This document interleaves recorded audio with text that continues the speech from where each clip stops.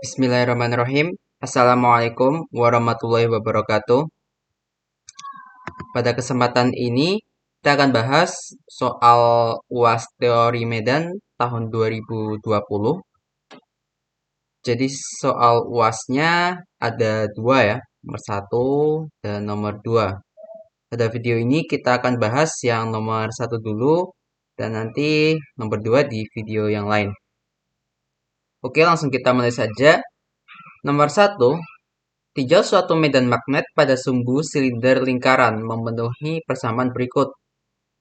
B sama dengan B0 1 plus. Nah, ini bukan V ya. Ini sekilas seperti V kecepatan. Tapi ini sebenarnya nu, huruf Yunani ya. Atau konstanta saja sebenarnya. Jadi B sama dengan B0 kali 1 plus ya konstanta, misalkan K gitu ya. Biar biar nggak salah sama kecepatan, aku ganti K aja biar nggak mirip V. Jadi 1 plus KZ kuadrat arahnya Z ya. Jadi perhatikan ini tuh medan magnet pada sumbunya saja. Jadi hanya berlaku sepanjang sumbu. Sepanjang sumbu medan magnetnya hanya pada arah Z. Dan sebanding dengan Z kuadrat ya.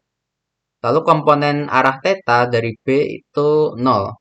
Jadi karena komponen theta berarti kita pakai koordinat silinder ya. Theta itu arah tangensial. Nah, bagian pertama kita disuruh menentukan komponen radial dari medan magnet BR untuk titik-titik di dekat sumbu silinder. Kemudian kita disuruh mencari rapat arus J fungsi R dan Z yang dibutuhkan dalam silinder agar medan magnet pada persamaan di atas berlaku untuk semua radius R. Nah, sebelumnya disclaimer ya. Pembahasan yang aku bahas di sini adalah jawaban versiku sendiri ya. Aku tidak punya kunci untuk soal ini, jadi kalau ada pendapat lain, ya silahkan disampaikan aja. Oke, sekarang kita mulai dari yang A ya.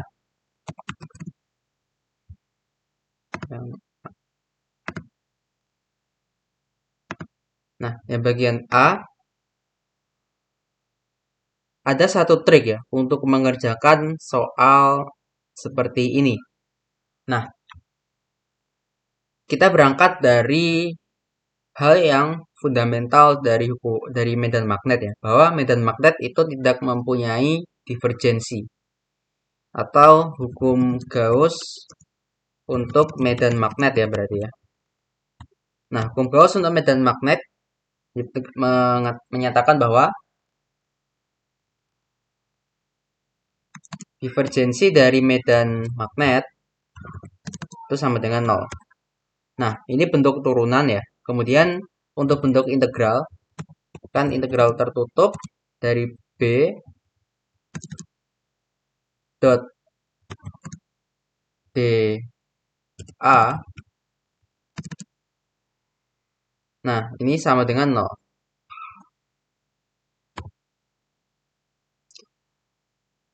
Nah, ini maknanya sebenarnya apa? Jadi integral B dot dA itu kan kita harus kembali ke definisi dari flux magnet ya. Jadi flux magnet itu kan integral dari B dot dA ya.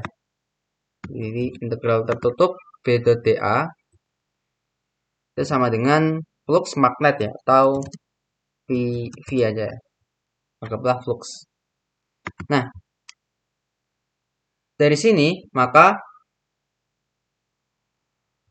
bentuk hukum Gauss yang ini,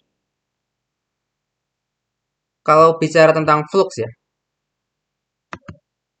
flux itu kan ada flux yang masuk, ada flux yang keluar. Katakan ada suatu kubus seperti ini ya.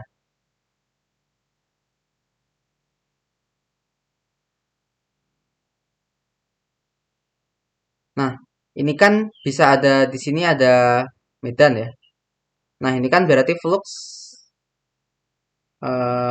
yang masuk ya. Ini flux yang masuk. Lalu dari luasan kubus ini ya, dari daerah dengan volume kubus ini ada juga yang keluar dari sini kan. Nah, ini yang keluar. Flux yang keluar. Nah, makna hukum Gauss yang ini kan bisa dituliskan bahwa flux yang masuk akan sama dengan flux yang keluar. Jadi yang masuk in sama dengan yang out ya.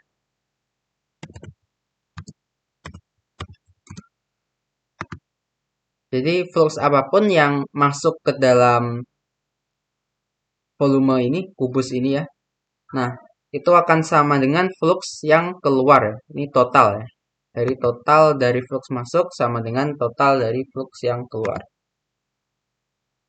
Nah, itu dasarnya ya. Dari hukum Gauss. Penerapannya bagaimana? Sekarang kita terapkan ke soal kita ini. Jadi triknya adalah seperti ini ya. Buat atau tinjau suatu silinder kecil dengan jari-jari R. Ini kan kita disuruh menentukan medan magnet pada arah radial ya, sebagai fungsi R dan fungsi Z. Jadi tinjau suatu silinder kecil dengan jari-jari R, kemudian tinggi silinder ya. Tinggi silindernya kecil ya.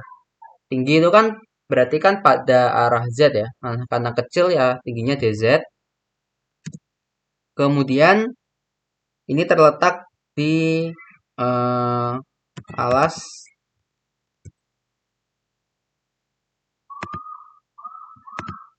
dan alas bawah silinder terletak pada posisi Z.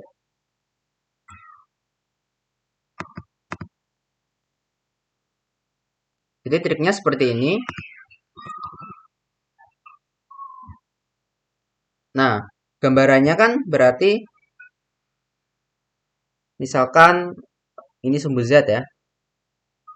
Sumbu Z. Kemudian di sini ada titik Z sama dengan nolnya. Nah, di sini kita gambar suatu silinder kecil ya. Warna biru ya. Jadi ada silinder kecil di sini ya. Nah, ini kecil tapi aku agak perbesar ya biar kelihatan. Oke. Jadi ada silinder di sini ya dengan jari-jarinya tuh R. Kita akan mencari medan magnet pada jarak R ya. Jadi jarak ke sini tuh R. Kemudian nah, posisi alas itu Z ya. Jadi di sini Z. Kemudian tingginya adalah dz. Nah, ini kita punya suatu silinder seperti ini. Sekarang silinder ini aku perbesar ya. Jadi kalau diperbesar silindernya supaya lebih kelihatan seperti ini.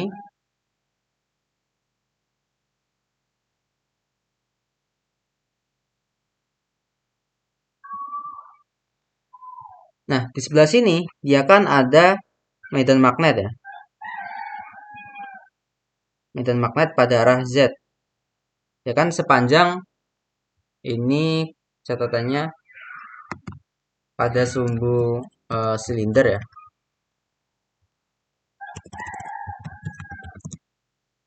Jadi kan karena di sumbu di sini ada BZ ya. BZ sesuai yang di soal tadi.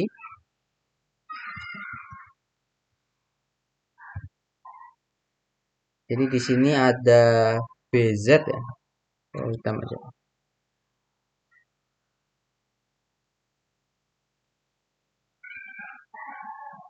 Ya, di sini ada BZ. Nah, BZ ini menembus luas permukaan lingkaran ya. Jadi di sini ada BZ ya. Di posisi Z. Kemudian di sini juga ada BZ ya. Tapi pada posisi Z plus DZ. Jadi BZ pada posisi Z plus DZ. Lalu kan ada medan arah radial ya. Nah, kita anggap aja misalkan arah radialnya itu keluar ya. Nanti kalau ternyata masuk ya berarti hasil akhir kita minus ya. Mengikuti saja. Nah, ini adalah B arah radial. Ini kan pada jari-jari R ya. Jadi, dia di jari-jari R, kemudian posisinya Z ya. Nah, sebenarnya alas bawah dan atas ini kan satunya di Z, satunya Z plus DZ ya. Tapi untuk BR-nya kita pakai Z karena DZ-nya kecil. Nah, dari sini, ini kan ada suatu permukaan silinder ya.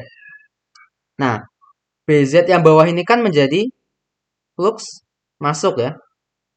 Ini flux masuk. Kemudian, nah ini karena kita anggap dia radial keluar ya. Jadi ini kan flux yang keluar. Ini juga flux yang keluar ya.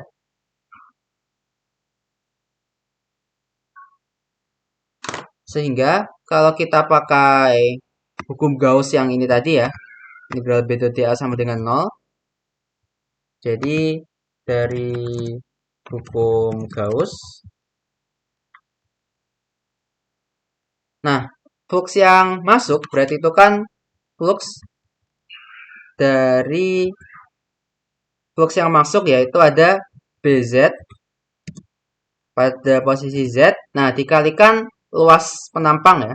Luas penampangnya yang BZ di alas bawah itu kan dia menembus permukaan berbentuk lingkaran dengan jari-jari R kecil. Jadi di sini pi R kuadrat yang masuk. Kemudian yang keluar kan ada yang pertama dari BZ ya pada Z plus DZ.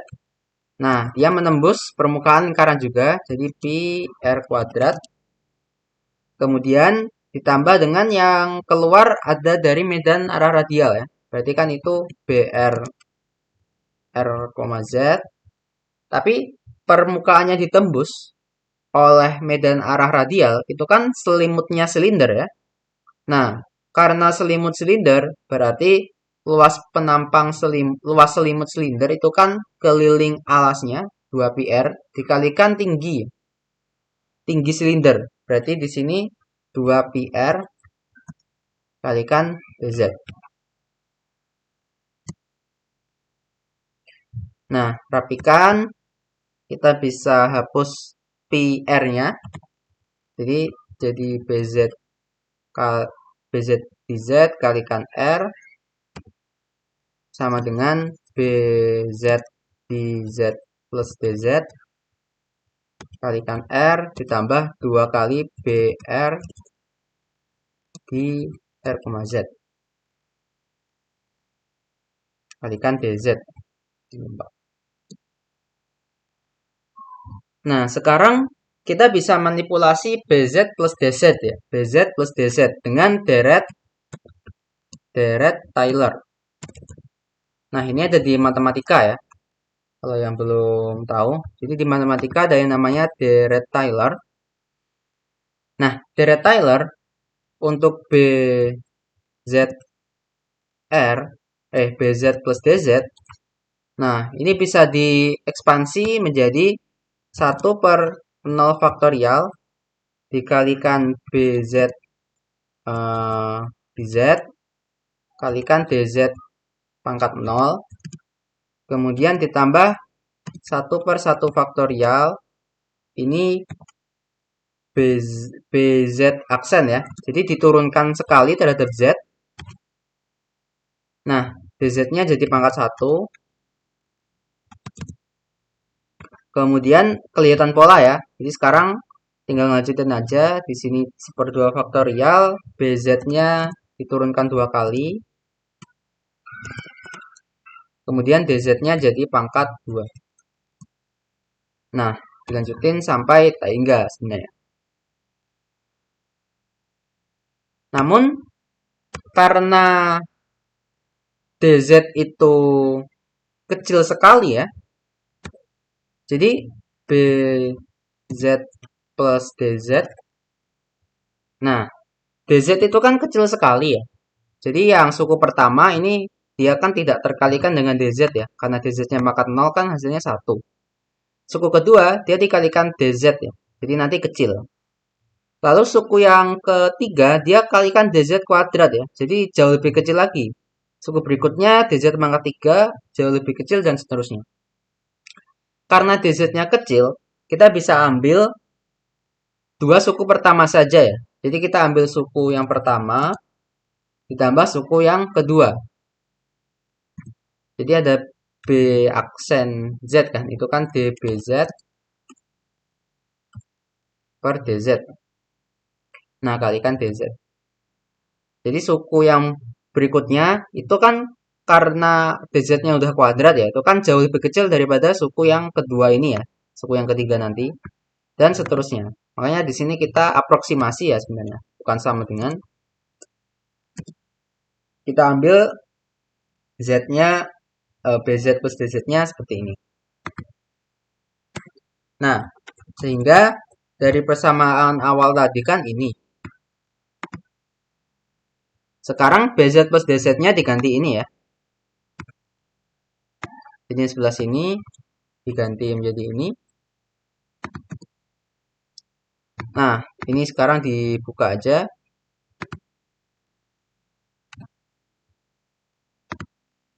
Ini kan berarti kalau dibuka di sini,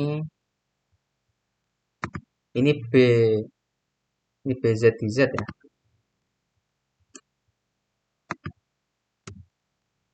Ini jadi ada BZ DZ kalikan R ditambah ini kali R kalikan DZ.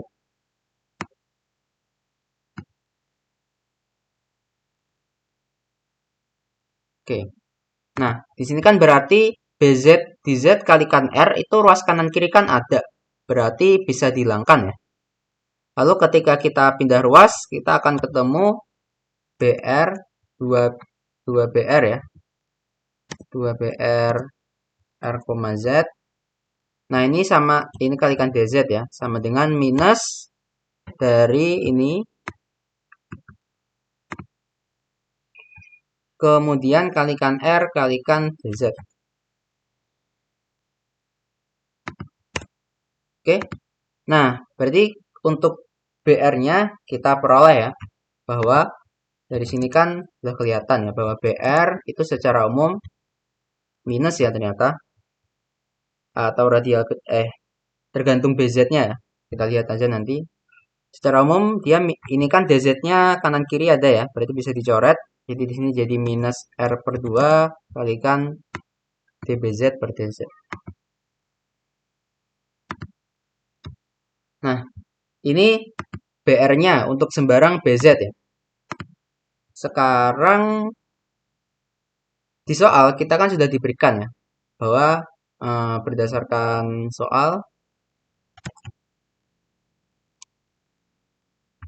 BZ DZ itu kan B0 kalikan 1 plus KZ kuadrat ya. Nah, ini kalau diturunkan terhadap Z akan dapat DBZ per DZ itu sama dengan 2B0 kalikan K kalikan Z. Sehingga BR-nya sama dengan ini kan. DBZ per DZ-nya 2B0 KZ. Jadi di sini menjadi B0 K R Z. Jadi kita sudah dapat komponen B arah radial ya. Karena minus ya berarti radial ke dalam. Nah, tapi ada catatan ya. Ini catatan. Catatan. Nah, cara ini tidak sembarang berlaku ya. Jadi cara ini berlaku apabila R itu sangat kecil ya. Jadi jari-jarinya itu sangat kecil di sekitar sumbu silinder. Kalau R-nya besar, tidak bisa ya. Jadi berlaku apabila R-nya itu sangat kecil. Nah, catatannya di sekitar sumbu silinder. Dan BZ yang diberikan merupakan medan magnet hanya di sumbu silinder saja. Jadi cara ini berlaku kalau seperti ini ya. Berlaku kalau R-nya kan sangat kecil, karena di soal dibilang ya, dia di sekitar sumbu silinder saja, dan BZ yang dikasih di soal itu medan magnetnya di sumbu silinder saja, sesuai di soal ya kan. Nah ini catatannya. Jadi kita sudah menjawab bagian A ya.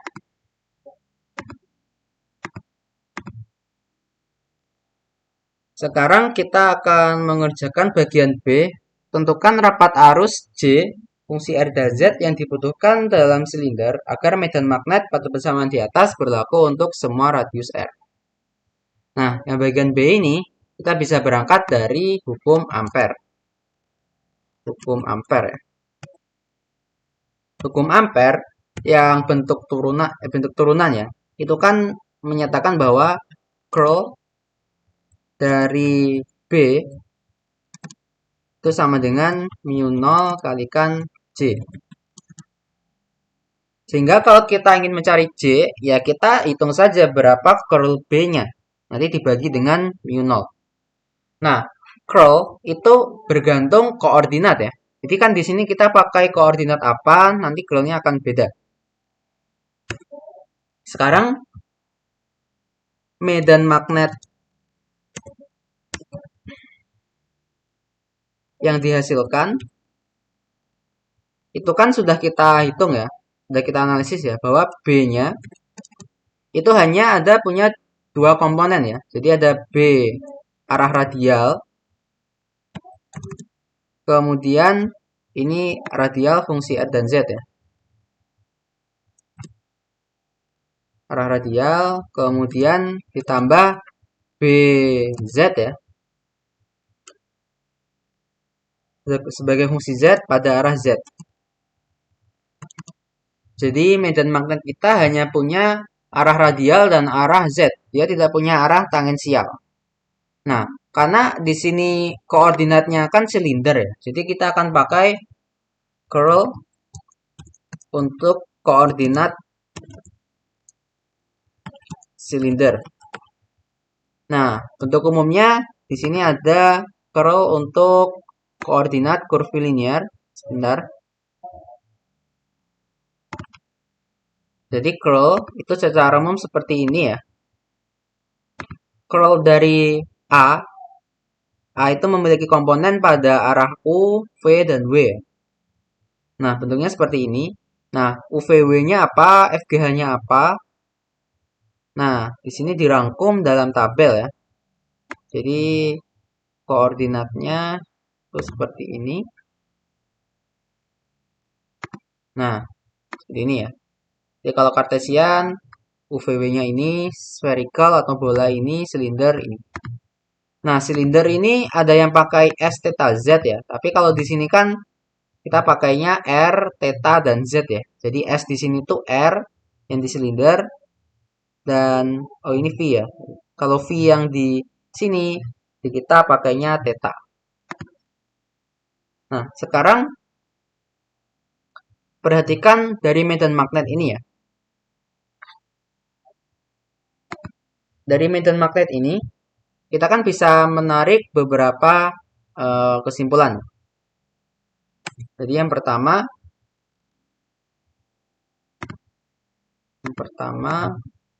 medan magnet tidak memiliki komponen arah tangensial atau tetatopi. Nah, theta ya. Theta itu kan di sini berarti kan UVW yang cocok di silinder. Nah, theta itu kan berarti kan V ya. Berarti dia komponen V-nya 0 ya. Ini di sini.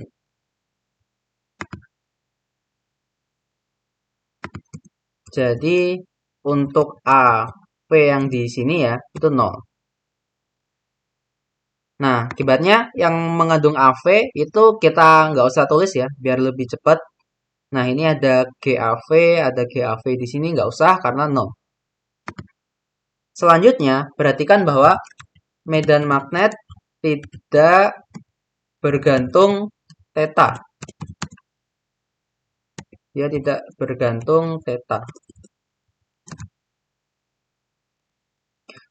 Ya kan? Lihat BR-nya, dia kan hanya fungsi R dan Z. BZ-nya dia hanya fungsi Z. Tidak ada fungsi theta ya. Sehingga ini kan ada turunan parsial nih. Do per do V. Jadi untuk do per do V ya. Atau V-nya di sini kan berarti theta. Nah, ini kan sama dengan 0. Jadi do per do theta dari apapun ya. Dari apapun itu 0.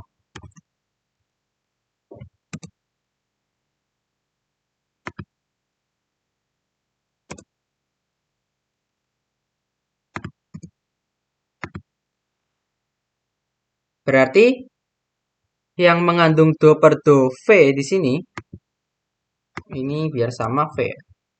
Nah, yang mengandung do per do V nggak usah ditulis ya, karena 0 ya. Di sini yang do per do V, di sini juga do per do V itu nggak usah ditulis, nggak apa-apa karena 0. Semua B komponen B-nya tidak mengandung V ya, atau mengandung theta. Jadi bisa diabaikan aja. Nah, dari sini kita bisa hitung curl B. Nah, berarti kan yang komponen utopi ya, atau R topi itu kan habis ya, karena do per do V yang pertama ini 0, kemudian yang suku kedua mengandung AV itu juga 0. Nah, yang komponen arah V topi atau theta topi itu nggak 0 ya. Yang 0 berikutnya adalah yang W topi atau arah Z. Nah, di sini kan karena ini yang mengandung V, AV itu 0, kemudian di sini do per do V itu 0, berarti yang W topi atau Z topi itu 0. Berarti tersisa arah V topi ya, atau arah theta topi. Nah, seper FH di sini F-nya kan 1, H-nya itu 1. Oke? Berarti 1 dikalikan dengan parsial atau do per do W ya. W itu berarti kan W itu Z. Nah, F kali AU berarti F1 kalikan AU. U itu R ya. Jadi di sini kan A-nya kita ganti B. Jadi di sini BR. Kemudian dikurangi dengan turunan parsial terhadap turunan parsial ke variabel U ya. U itu kan R ya. Nah, H kalikan AW. H itu kan 1. W itu Z ya. Berarti A-nya ganti B, jadi BZ. Nah, ini pada arah V topi ya, atau theta topi.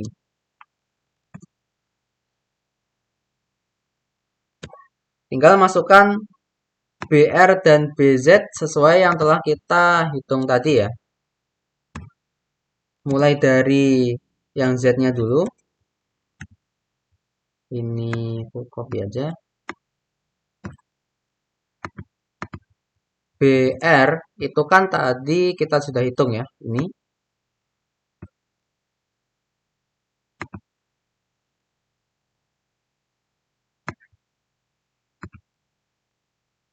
Kemudian dikurangi dengan yang arah yang turunan terhadap R ya. BZ ya. BZ itu kan sesuai yang diberikan di soal ya. BZ-nya ini.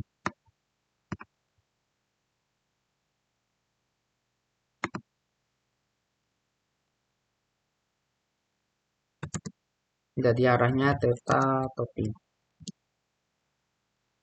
Nah, dari sini berarti curl B sama dengan,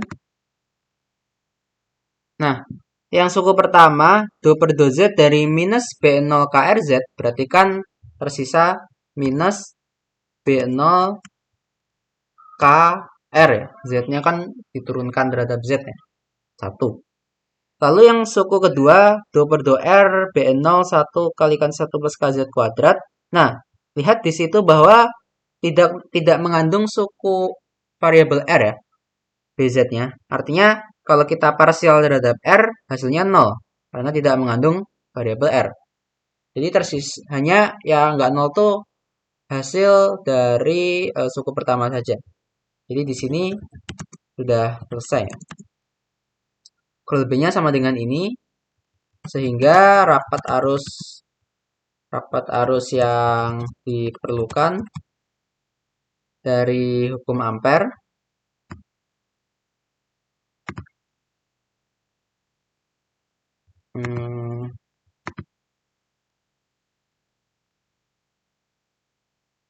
nah, dari sini kalau kita mencari J-nya, ini kan berarti vektor J ya. Itu sama dengan 1 mu 0 kalikan curl dari B.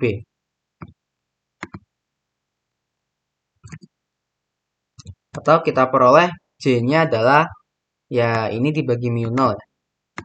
Curl B-nya kan sudah kita hitung, ini dibagi mu 0. Ini minus, ini dibagi minusnya ada. Ini dibagi mu 0. Jadi ini adalah J theta, arah theta. Nah, di sini ada makna fisis dari arah theta ya. Arah theta itu kan arah tangensial. Berarti ada arus arah tangensial. Nah, arus arah tangensial itu kan seperti arus yang kawat melingkar gitu ya. Nah, kawat melingkar dia akan menghasilkan medan magnet yang arahnya Z pada sumbu silinder. Jadi sesuai dengan B arah Z yang diberikan di awal tadi. Jadi bayangannya seperti itu. Oke, sekian pembahasan soal yang pertama. Terima kasih.